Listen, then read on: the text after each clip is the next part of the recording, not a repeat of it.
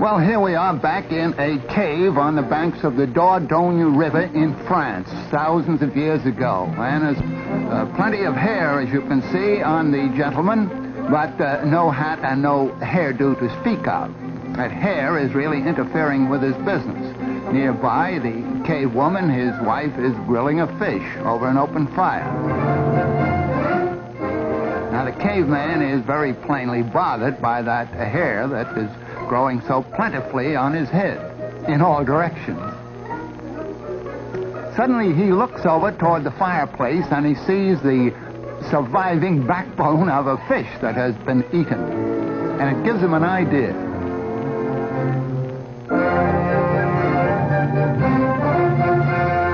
Now, I don't say that we have proof that this happened, but it could have happened, and some such original discovery must have been made. Now, see what he does with the backbone of that fish. Puts up his hair as best he can and uses the backbone or part of it as a side comb to hold it in place. Let's imagine, at least, that that was the first hairdo.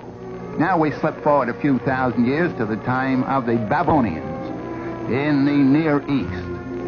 See what kind of hairdos they had. Well, they not only curled their hair, but they curled their beards, too. It was a religious rite with them. Now we go over to the land of the Egyptians, about 2,500 years B.C., and notice a change. They shaved their heads completely, and they shaved their beards, too. But they wore an artificial beard made out of wood or horn or some such material. And the women, too, shaved their heads and wore wigs. Now, of course, we're talking about the aristocracy, the noble people and the rulers of those days, not the poor people. And here's an Egyptian woman with the kind of imitation hair or wig that was worn by the high-born ladies of those days. Another thing about the Egyptian women of those days was that the higher the headdress they wore, the more noble their blood was supposed to be. So you can see there was quite some competition among the ladies in a vertical way. Really getting high in some of these.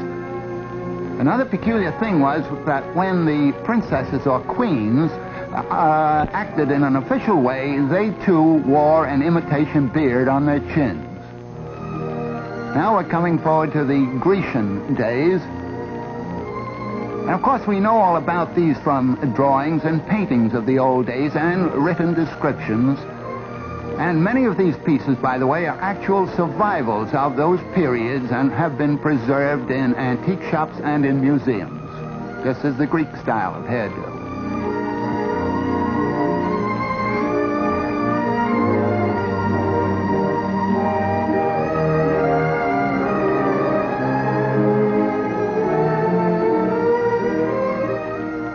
Of course, at all ages, a scarf was often used as a covering for the hair, with or without a hat on top of that.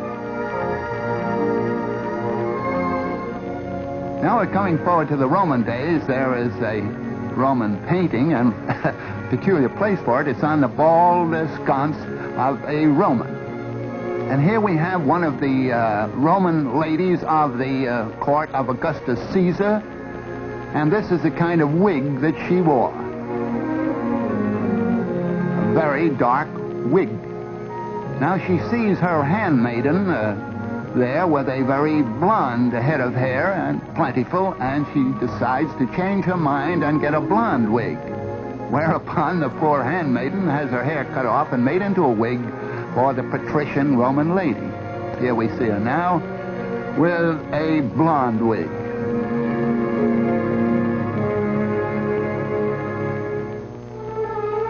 Well, we'll step forward about 1,000 years into the beginning of the medieval period.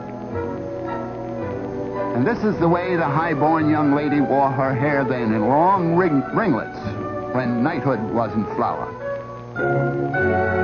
Of course, when she got married, she wasn't allowed any such frivolous decoration. Had to put her hair up in braids that were covered like this. Of course, the braids may not be quite as long as the covering would indicate.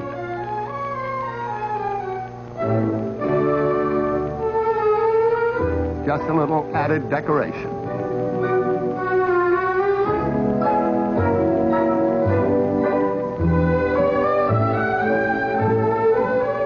Just another example of the scarf wrap around. This young lady does not have a toothache or an earache. She is just increasing the wrapping around her hair on her head, and it gradually got to an exaggerated fashion. More and more of the face and hair were concealed until we got to this type, which became popular in Brittany, in France, hundreds of years ago. And then we had also in medieval days a sort of dunce cap idea. And once an idea was formed, why, they carried it out to the extreme. So here we have the double dunce cap, and even further the triple and quadruple dunce cap idea.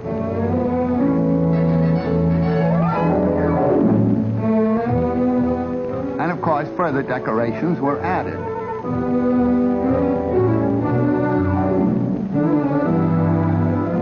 This is a millinery display of the medieval period. Now we come to what I call the antler type of hat. Looks something like the spread of antlers of a water buffalo or some African gazelle.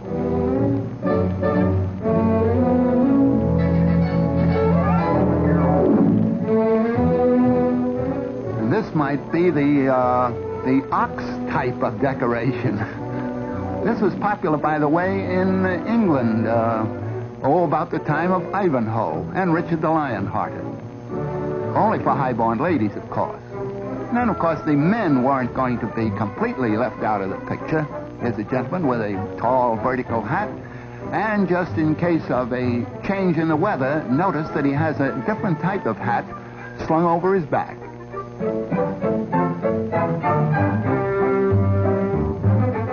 Well, we're coming down through the ages a little bit, but not making much progress in the millinery department. This chap has a whole counter's worth of cloth on his head.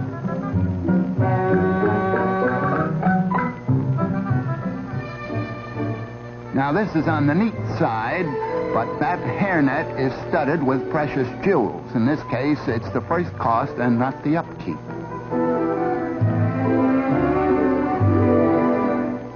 Here we have what is often called a Holbein type of hat, because that famous painter gave us many canvases with models wearing that kind of picture hat. But Franz Hals and other famous painters also gave us their studio portraits with the same type of millinery decoration. Here's quite a different type. The hat is small, but the beard more than makes up for it. Now, this is really neat. I say I'm no judge of ladies' hats, but this is the type I like anyhow. It'll be good in a high wind. Notice that the ruff is now coming in around the neck there. That would be around 1550, 1600 and through there. Just imagine all the handwork that went into the ironing of a ruff of that type. Many of the pictures by Van Dyck feature these ruffs.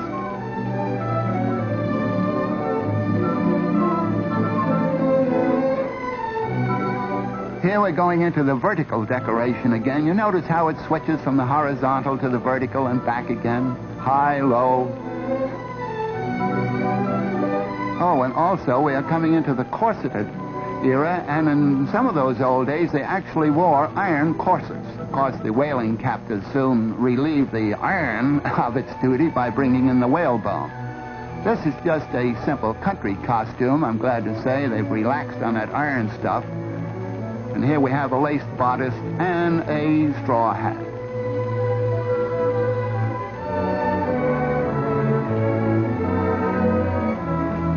Now we're coming into the 17th and 18th centuries.